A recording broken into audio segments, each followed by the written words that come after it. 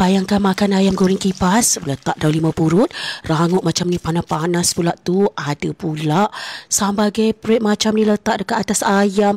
Dengan ayam yang berjusi, pedas, gurih macam ni. Hui, sedap makan dengan nasi panas-panas korang. Jom kita masak. Mula sekali sediakan 7 ketul paha ayam. Lepas tu potong menggunakan gunting di bahagian tepi macam ni. Lepas tu korang koyakkan dia jadilah bentuk kipas macam ni. Lepas tu bahan blend pula seperti di caption. Tambahkan 150 ml air dan blend halus. Lepas tu tuang dalam bekas, tambahkan 1 sudu besar cili kisar. Lepas tu tambah tepung jagung, tepung gandum dan tepung beras. Kemudian watak utama adalah pilih rempah buatan Muslim, rempah Mak Siti. Masukkan 2 sudu besar sebut rempah sup Mak Siti. Sebab apa? Dalam ni semua dah ada. Ada ketumbar, ada macam-macam rempah. Nak sedapkan lagi ayam goreng kipas limau purut kita. Kemudian masukkan ayam kipas kita tadi tu. Tambahkan 5 helai daun limau purut yang telah diiris halus. Dan kemudian korang perapkan selama 6 jam. Paling best semalaman.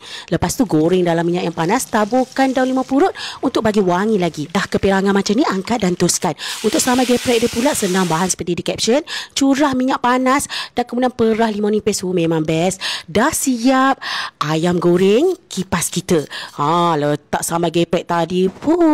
Nampak tu berjusi, makan dengan nasi panas-panas. Tak tengok ke lain dah. Selamat mencuba.